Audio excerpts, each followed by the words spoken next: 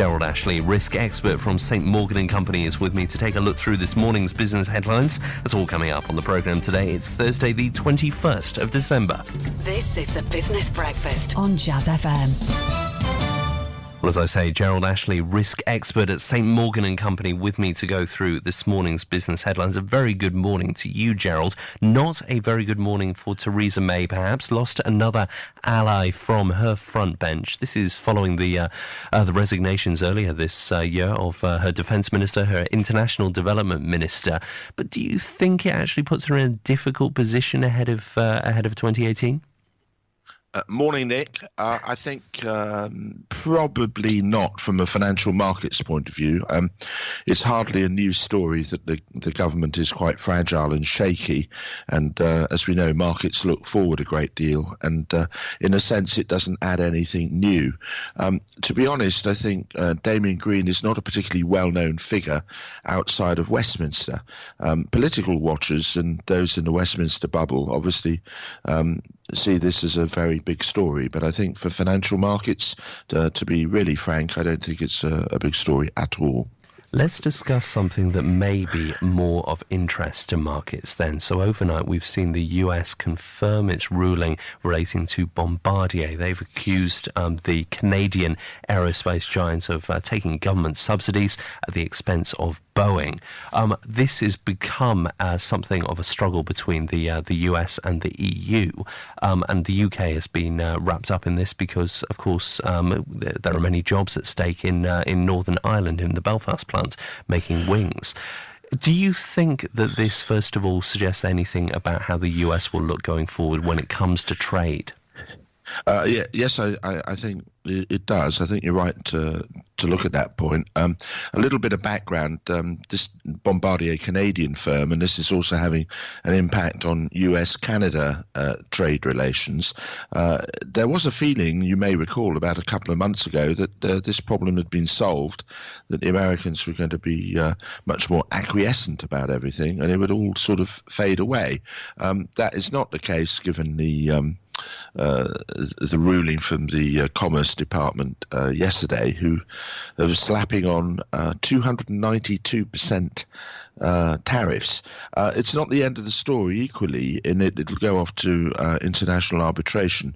But I think you're right to point out that it shows that pretty much with everybody in the world, when trade is at stake, everybody will defend their own corner very, very aggressively. It's well known in Washington that Boeing is a big lobbyist to the US government, and perhaps at this stage it's no surprise that the US government has come out in their favour. It's problematic, isn't it, that at the moment we've got, if cases do go to international arbitration, when it comes to trade, we've got an ongoing story bubbling underneath the surface that actually the international trade system, when it comes to those kind of cases, is getting gummed up somewhat, not least because the US is blocking judges to WTO panels. But also, it can't be overstated that, in fact, really all aerospace companies take what could be construed as government subsidies. Otherwise, you'd never get any planes built. That's probably true. And you will recall, and many listeners will remember, that there's ongoing disputes all the time between Boeing and Airbus and indeed some Far Eastern manufacturers. So in that sense, it's part of the territory. But I think you make the important wider point that it does show that world trade is certainly not freeing up. If anything, it's going the other way. It's very noticeable, actually, that Mr. Trump, for all his talk about trade, is not really a free trade person. I mean, if you're putting America first all the time, it's very difficult to say you're taking a free trade view on the global economy. What do you think that means then if the UK is positioning itself as the global champion of free trade after Brexit? Do you think that this is something that the UK, if you're an optimist, can perhaps reinitialise, or do you think that we will fall by the wayside if other countries aren't willing to play along? It takes two to trade, after all. It does take two to trade. Funnily enough, I'm going to be somewhere in the middle of your spectrum there. You surprise me, Gerald. I suspect that there will be some places where it'll be extremely difficult to open up trade. That said, the UK does manage to trade with a large part of the world on just WTO terms.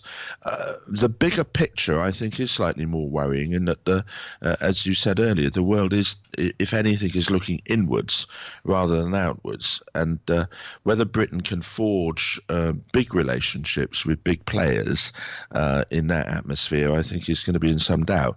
But we'll be having this conversation in 5 or 10 years' time if we're still talking about markets then, because trade moves at glacial speed. Trade talks do. And this isn't going to be something that's going to be solved very quickly. And so there'll be loads of Bombardier-type stories to come, I'm sure. I look forward to discussing them. Gerald, do stay with us. We'll take a look at more of the morning's business headlines and perhaps take a wider look at the year and ahead to 2018 later on in the programme. Gerald Ashley there, risk expert at St. Morgan & Company. On Jazz FM, this is the Business Breakfast. Where it is 21 minutes past 6. I'm Nick Howard. Thank you very much indeed for joining me. Still with me, Gerald Ashley, risk expert at St. Morgan & Company, going through the morning's business headlines. And Gerald, if we can stay with the US, so before the traffic and travel, we were talking about their trade plans. But if we can talk about President Trump's tax plans, he's just got through his big tax cut bill, not as ambitious as what perhaps was promised on the campaign trail, but still of interest to the businesses and perhaps the more wealthy middle classes and above in the US. $1.5 trillion in cuts is expected. That'll be perhaps something of a worry for their treasury. But do you think this means that he's ending 2018 on something of a high? 2017. I was going to. You're ahead of yourself there, Nick. Yes. Yes and no. I mean, it's a high in the sense that it's one of his sort of key planks of his strategy. Whether it will actually prove to be the big stunning success that he and a lot of others hope for, I'm a little bit more doubtful. You make an important point that this is having to be funded by more debt. Currently, interest rates in the United States are ticking up. It'll be interesting to see if this impacts on the bond market next year. And also, it comes back to this sort of central argument in politics all around the world about whether or not these sort of tax cuts really work in the long term and whether they trickle down right the way down through the economy.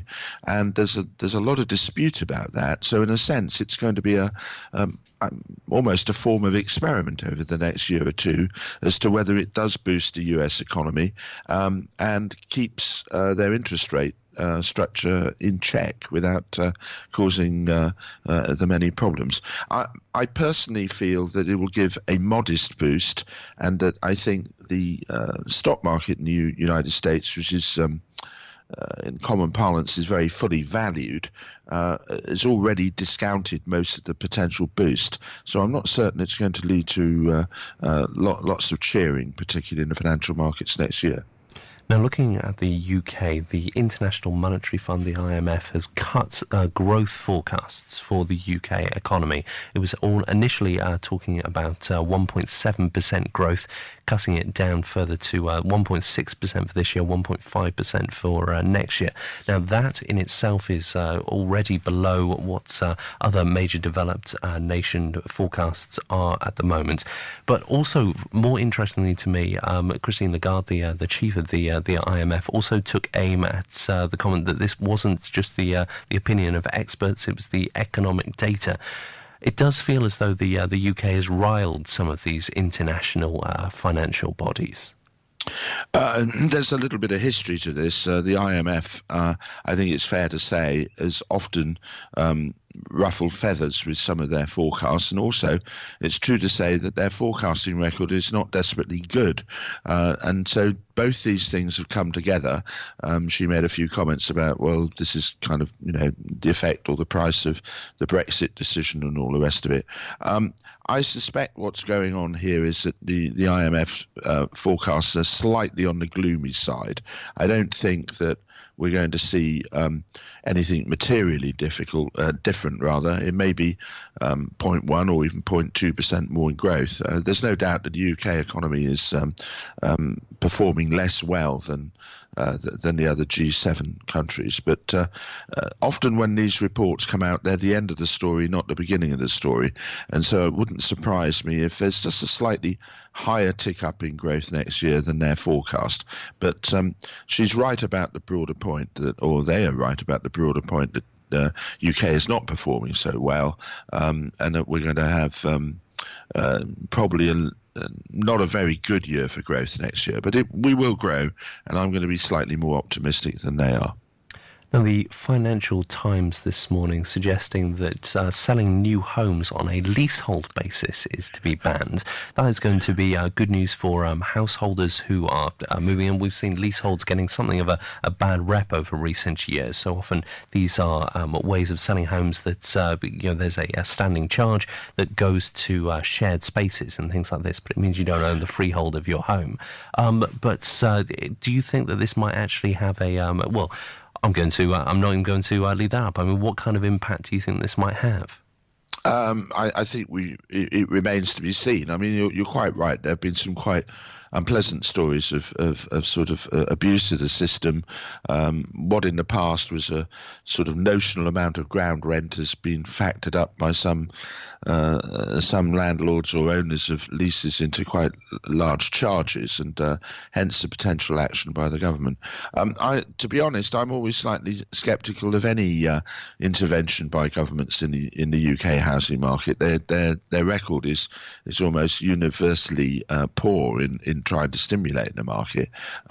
So I don't think this is going to have any particular effect on, say, overall house prices, but it should give some relief, if not to current leaseholders, to one in the future about very large charges going forward. It doesn't address remotely the issue of not enough property, of course, which is the elephant in the room, so to speak. And the concern, of course, will be that house builders will say it will mean that it will actually cut supply if they can't get the funding to build more homes.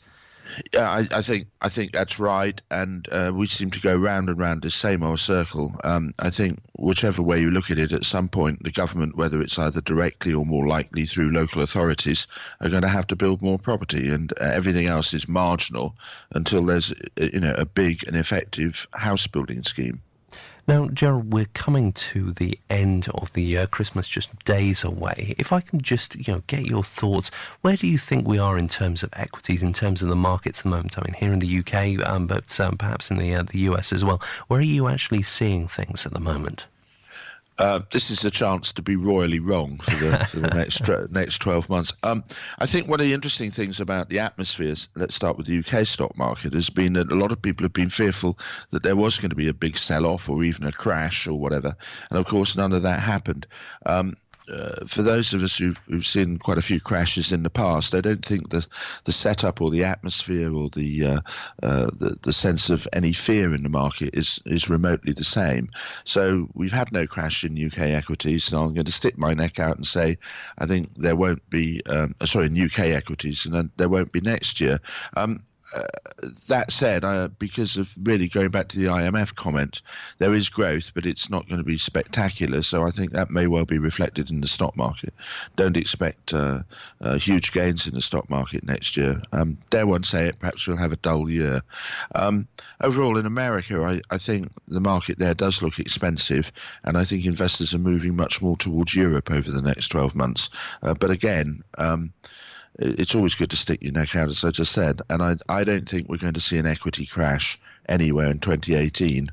And I hope I'm not going to regret that comment later next year. And I couldn't let you finish the year without talking your favourite subject of oil. We've seen the price of oil creeping up slowly. We're around $60 a barrel, I believe, at the moment, although you may correct me.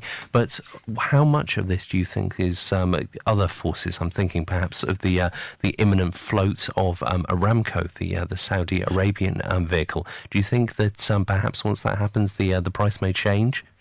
What I think definitely has been the case in oil, that in pure economic terms, probably the price should be lower. But in when you factor in the politics and geopolitics of things, and a lot of big political changes seem to be going on in the Middle East, this has dramatically affected the price. It would be very easy to say a $40 to $60 range, because that's sort of where we've been, and sometimes we just forecast from where we've just been. I think we are at the top end of things, and I think we will have the oil price below $50 at some point during the coming year, which might in petrol terms convert into, I don't know, 115 or something like that in petrol. But there are loads and loads of factors. You mentioned Aramco, and again, just as a broad point, it is rather interesting that the Saudi royal family and government have owned those oil assets for 80 or 90 years, and they're suddenly really quite interested in selling them to some of us. That's kind of a big signal on the long-term view, or at least their long-term view, of where they see oil going. Sure. I think one to watch. Gerald Ashley there, risk expert at St. Morgan & Company. Always a pleasure to speak to you. Have a lovely Christmas and a very happy New Year. Looking forward to speaking to you in 2018.